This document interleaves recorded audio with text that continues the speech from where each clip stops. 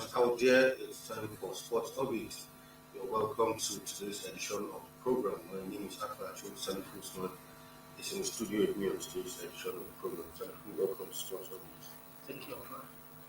We begin straight from the AFCON Under-17. Of course, it began during the weekend on Sunday, and for some of us, most of us who are aware, the Golden Eaglets of Nigeria started that on a winning note, winning their Zambian counterparts 1 goal to 0. And for the group opponents that's talking about tomorrow, the Moroccans also started on a winning note against the South Africans by beating South Africa 2 goals to 0. Well, for tomorrow, the second encounters of the Group B will take place, and Nigeria will be taking on Morocco in tomorrow's game for a chance to see who goes on top of the table. For now, as it stands, Morocco and Nigeria are both on 3 points, having won one match each, but Morocco are in the first position based on a superior goal difference. But ahead of that match, the Golden Eaglets of Nigeria sounding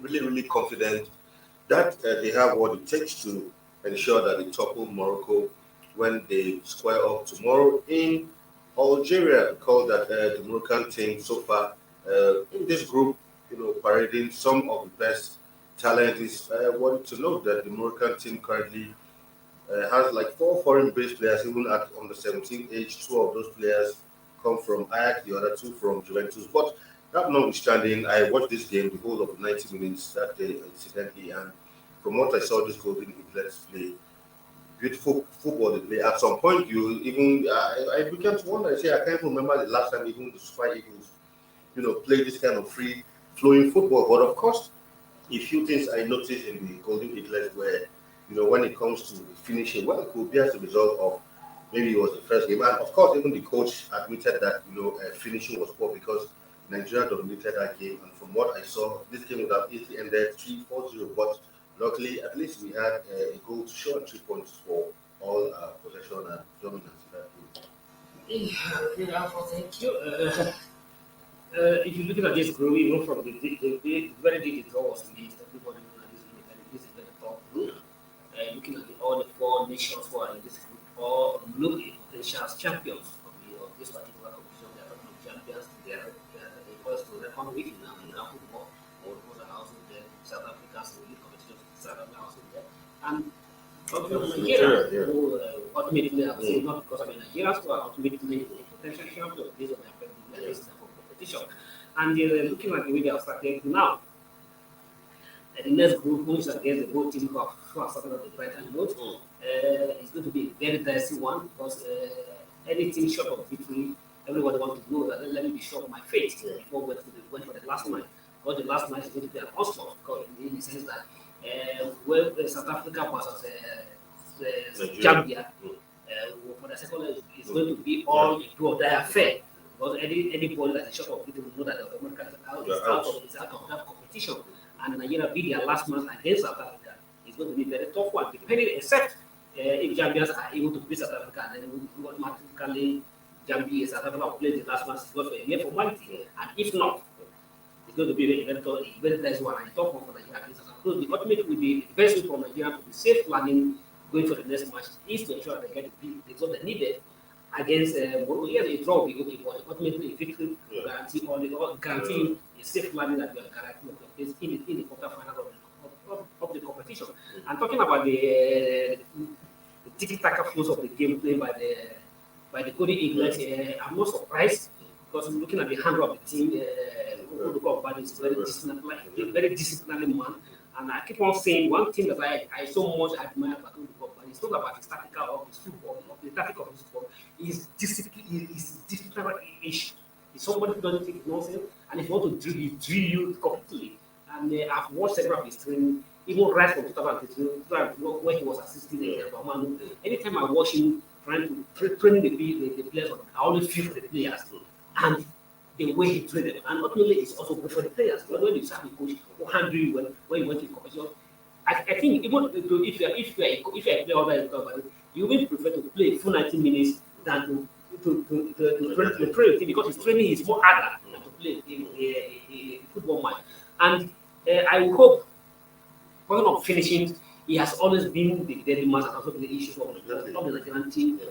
Sorry, the Latam goes on a 20 team. But I pray and I hope that the Udugo will be able to correct that abnormality before the next match. But if you look at it now, based on the statistics so far that the Moroccans are flowing goal scoring because they scored two in their first one, while we managed to score one.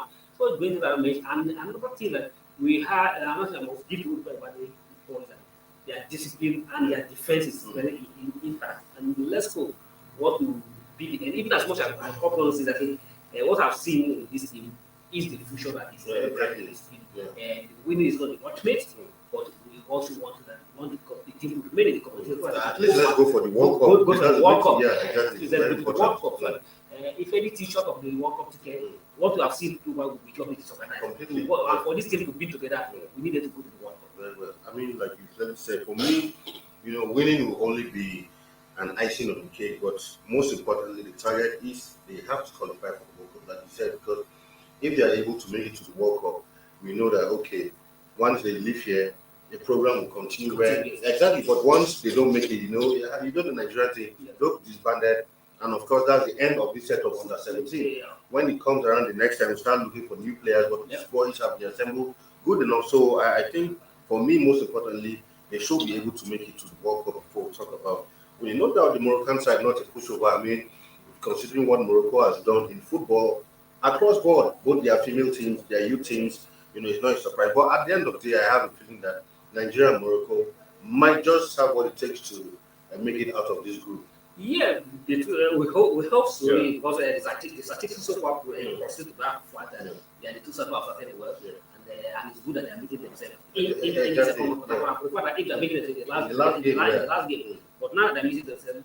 A draw will be okay for the two sides, but whoever wins will still have a chance to whoever wins still have a chance to make up for the last one. Talking of Morocco have the best program for program at all levels. All levels, both for female, male, everything. For the competition, to go to Morocco, they have the best program at the moment, and I'm not surprised if you see Morocco taking over. Not just Africa, because to me they have progressed beyond Africa. Of course. Getting to the semi-final of the World Cup is not a mere feat. Right, we'll talk about some basketball now, where Nigeria's senior men's basketball team, the Tigers, have been drawn against Uganda, Senegal, and Mali in Group A of the 2024 FIBA Olympic pre-qualifying tournament.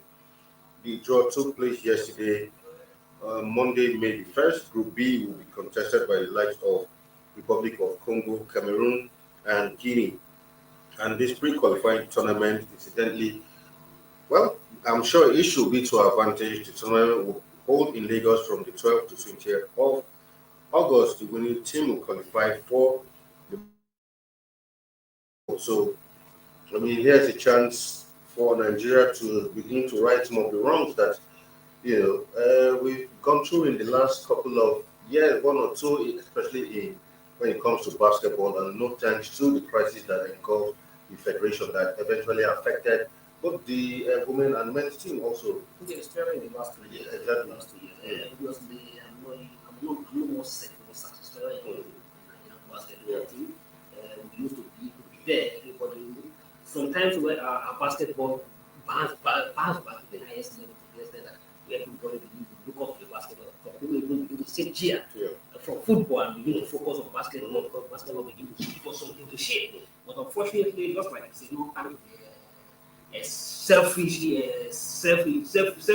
crisis, and because of selfish interest individuals who are more concerned about their personal interest than the generality of Nigeria, to try to do a real game, and they actually draw the game backward. And here we are, we're struggling now. When you even mess up basketball, many people are not even excited about it any longer. But we hope that we'll get our hands together and we'll bounce back. Talking about this Olympic program. You look at the team they're up against, Senegal, Mali, these teams have Senegal, giving us problems in recent times. Yeah, over the years, and I'm not even certain, because even the players who are parading now, it's also something to talk about. Okay, tell me. Yeah. When we are talking, when people say something, the obvious thing that it is unfortunate in Nigeria that people who are willing and ready will manage to do, to lead, never get opportunities to lead. It is people who are just for their selfish interest, who are only about themselves, and even don't even know anyhow to go about the game, that always have opportunities to lead the game. Okay, tell me, how do they call him? Musa Kida, who is the president of the Basketball Federation.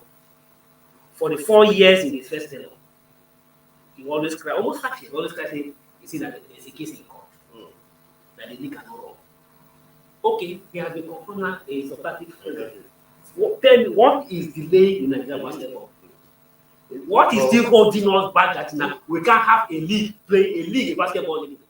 Because sometime last year they had rolled out a series of programs, and we said it here that until those things start, until today, they rolled out programs both even for the female, for the male. Until today, none of those things have taken off. Nobody is there. So yeah, and now somebody, when we talk of say market negotiate, it's somebody who has a private program or a private on running his own private league. And even his own private league, we have disrupted it. Yeah. And here we are now. We are coming to qualify. We don't have a league, and even the foreign based level we are backing on. I no longer willing to come and compete for Nigeria. So what are we talking? So I don't even go. Let's say I agree. To me, the best thing is you're not able to participate in the qualifying. What are you doing?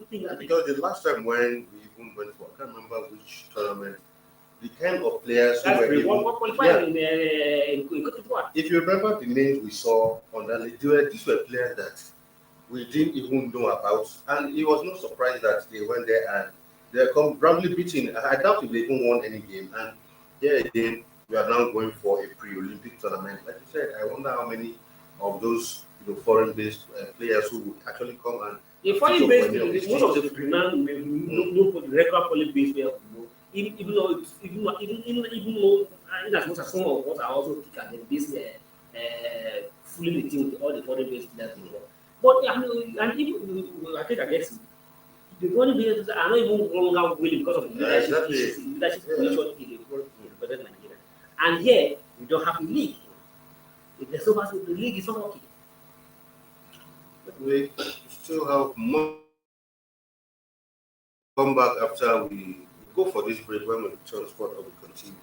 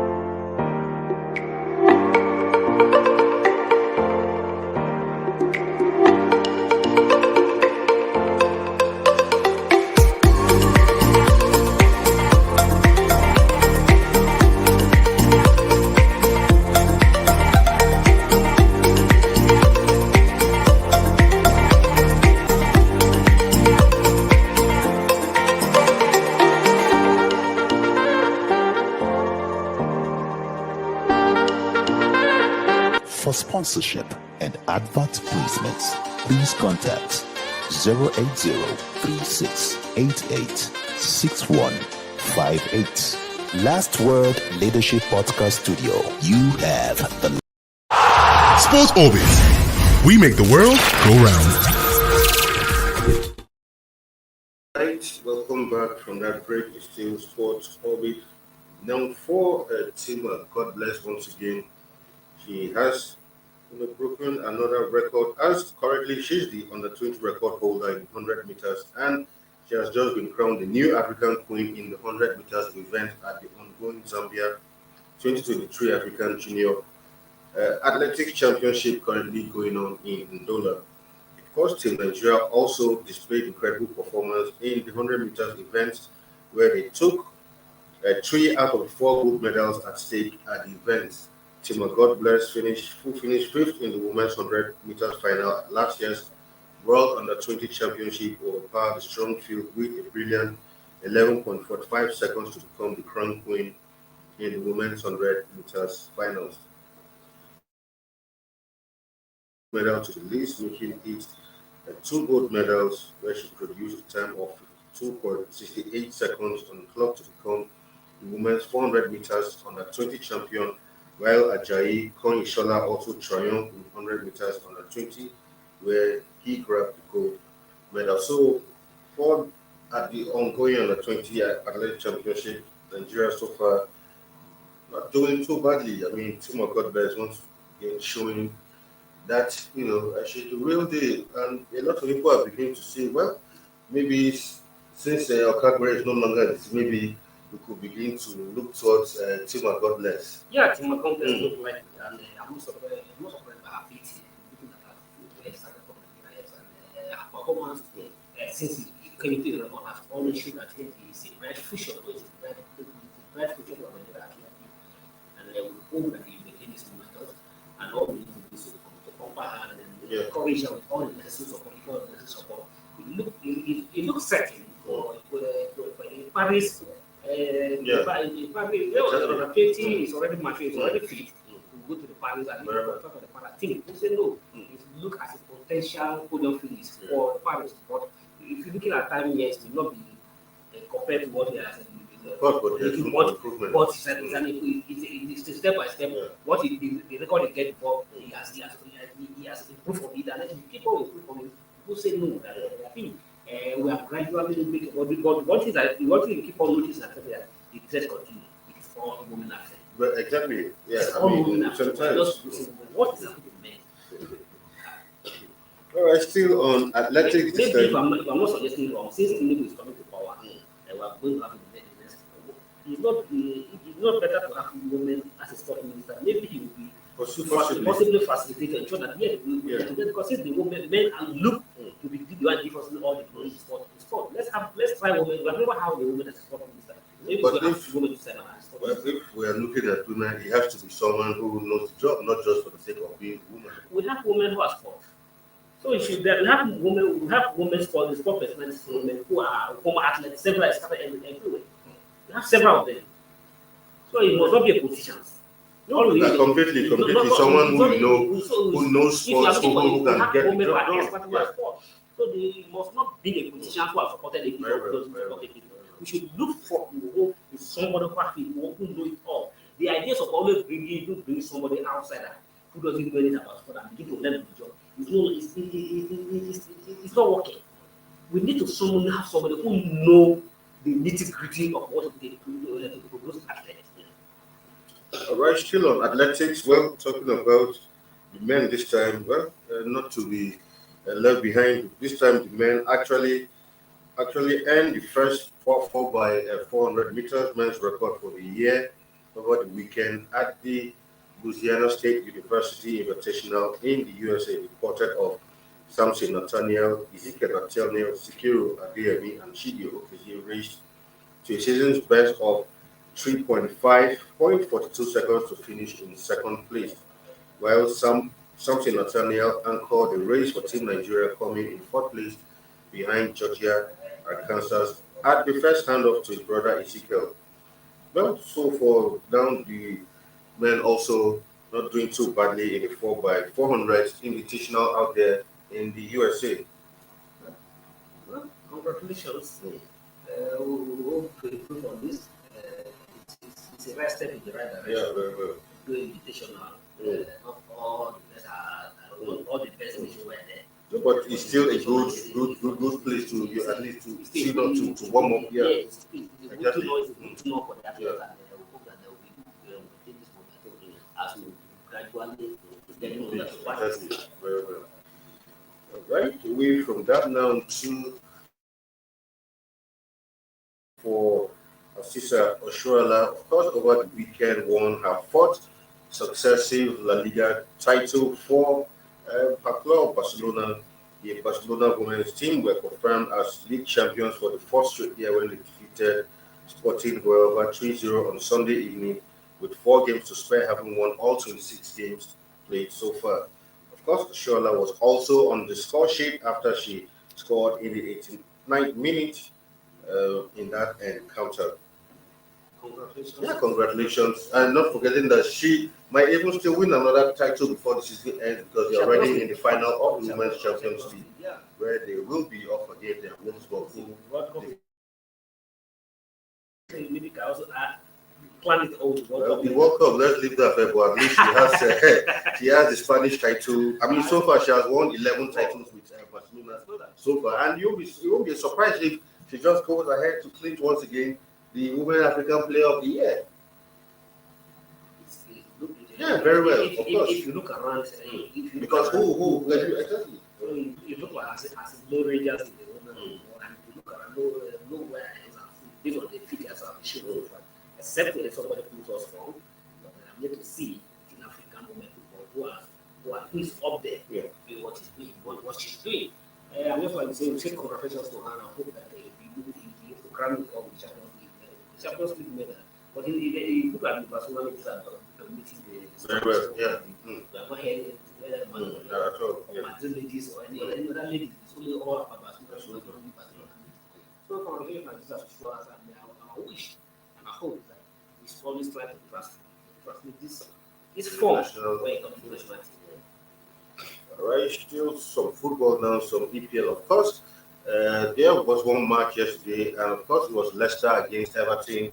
Two Nigerians representing that one for Iwobi. Iwobi was on the score sheet. It ended actually 2-2 draw for Everton. Everton needed a win at least to move away from the drop zone, while for Leicester they just needed a draw in that one. And Iwobi was on the score sheet in that one, though it ended 2-2. But for Leicester, moved quite away, 16 points, but just 30 points for Everton. Everton at 19 but 29 points. So it means they are still not completely safe yet. And for Everton, things not looking really good. But with 4 games to go, we'll still see if they'll be able to escape relegation. For Leicester City, still a dicey one also for them. But 2-2 ended yesterday. Yeah, two Nigerians, Iheanacho and Wilfred on the Leicester side. And Everton, these two teams are on the wrong side of the table, on the wrong side of not unfamiliar terrain, trying to battle for all the teams, EPL teams that have Nigerians are all fighting relegation, from Leicester to Everton to Southampton to Nottingham Forest, all fighting relegation. Well, just like you say, if you look at the league table, I don't know if the can assist of the table, look at it, the Premier League table, look at it critically, but it looks like both, starting from Southampton, from Nottingham Forest, Leeds United, Leicester, or Leicester, then off to the West Ham, all of them are still battling for relegation. Nobody is safe yet, apart from Southampton, who have 64 points. This is 34 points, Everton 59 points, Leicester on 30 points, Leeds United on 30 points. All of them, about five of them, Leicester, Leeds United, Nottingham Forest, Everton, they are all nobody with 4 matches to go, nobody is safe. Four matches to go, nobody is safe yet of their position, and it's still a battle to finish in the last 4 matches. That is why we're saying that even you at the top of the table, playing against those teams now is even more dangerous. More dangerous than compete and the adventure of the fellow title chase or your fellow top 4 chase. But we hope that, but like for Southampton, it's like their journey is already setting. Exactly. And their journey is already setting going down. And we pray that Nottingham Forest they still have the hope to survive. Everton still have the hope to survive, and Leicester still have the hope to survive. Because of the Nigerian people, because of the Nigerian blood in those people, the Nigerian who are on their payroll, we pray that they survive relegation. We will not wish to see them going down, particularly like the life of the Dennis who going down with the Wolf last season, and he had to switch to Nottingham Forest and going down again. It will not be a good word for him. It will not be good for his career. And the lives of Duarigos and who was a star moving from the Rangers, joining the Southampton at the very wrong time, and now he's going down with the club. We pray that they'll be able to survive. But Premier League this season is still a fight to finish in the last 4 matches. Of course, for Mikel Arteta, he's saying we are not settling for second place, because as long as Arteta is concerned, Arsenal are still winning the league. And tonight, Arsenal, that all-important London derby, will be hosting Chelsea, who haven't been, good all season. But this is a derby, and derbies, when it comes to derbies, form really does not matter. And if you know the history between these two sides, you always know that it's going to be a tough encounter. And Mikel Arteta, while he was asked in the pre-conference, press conference ahead of this encounter, if he has now settled for the fact that Arsenal will come second in the league, and he said no, as long as he's concerned, he can settle for second place. Well, like you said, tonight you have a chance to show the world if he actually settled for second place or if he's ready to topple City, because with that win City had yesterday, they are now on top with 1 point with a game at hand. So for tonight, Arsenal will want to ensure that they keep the pressure on City tonight. Well, if you are sleeping and you are dreaming, and you see yourself in very cooling, private cheap, riding yourself in 4 speed. You don't want to wake up and somebody just come and wake you up, and you wake up, you just see yourself right on the bed. So where's my car? That's what has happened to Arteta. He's still dreaming, but he has felt that he was on the riding jeep in a dreaming. Premier League that is no longer in his hand. Just forget about it. If Arsenal let them be successful tonight, it's not in their hand. The only winner is for Man City. It's for another person to do the job for them. Exactly. Which I don't see it possible. And even the match tonight against Chelsea, yes, Chelsea form has been, it's not anything to write home about since the Lapa came by, starting from Potter and then that Lapa was 5 matches that they beat, even losing at home to Redford. But it's not a yardstick that we say that they are going to win that against Arsenal. And if you also look at Arsenal form coming to this match, it's also nothing to write home about. Arsenal have played 4 matches without beating in their last 4 matches. So the two sides are coming together on a very wrong note. And whoever wins today, it's just a dream to pass back to the winning. And if you go by the history between Arsenal and Chelsea, it's always a tough knock crack. It's always a tough knock of crack. And no matter how Chelsea is strong, they are coming against Arsenal. I'm not always certain believing that Arsenal is going to have an easy ride over Arsenal. So it for better for bookmaker, it's always going to be really difficult to predict tonight. Don't mind what Lampard and the team are doing at the moment. It's not the has to see that they are going down against us. Even Arteta is also not on it before. So for me, if I should even take risk, I want to take risk to put my money on Chelsea than to put my money on Arsenal. All right, that match comes up 8 p.m. Nigerian time to be Arsenal against Chelsea in that one. Well, if whoever wins this one will go along with it, because don't forget that even Chelsea are not too far from the drop zone also. So, and they have, their next 4 games too are very, very difficult matches to come. So I think Chelsea too, for Lampard too, if you want to, return back to winning ways with this one, at least to prove a point that look, we can get the job done. But I think that, you can create history in many ways. If you can't create on the right hand, you can create on the left hand. So it will also be good for Lampard to ensure that he go down Chelsea to relegation. That would be good for him. I say, Lampard do a good job. Can Chelsea go down to relegation? But joke apart, obviously Chelsea need more than definitely.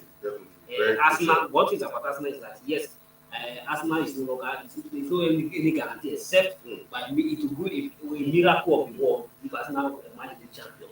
The only good thing is at least Champions League football is assured.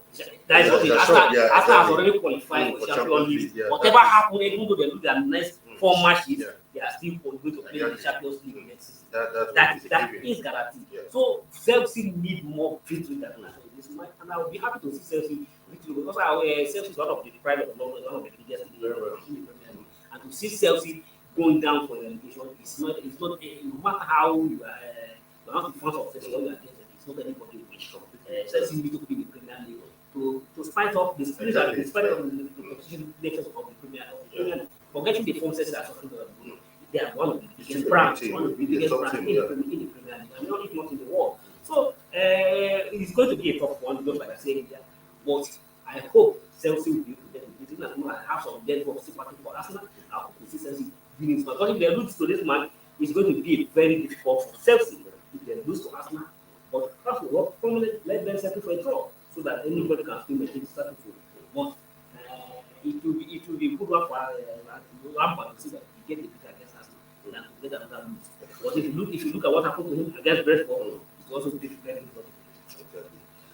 All right, so that we call it today on today's edition of Sports Orbit. Tomorrow we'll be back with another exciting edition of the program. Thank you for being in the studio today's edition.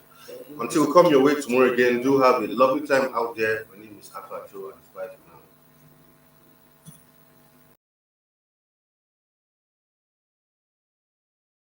Thank you for watching. For sponsorship and advert placements, please contact 080-3688-6158. Last Word Leadership Podcast Studio. You have the last word.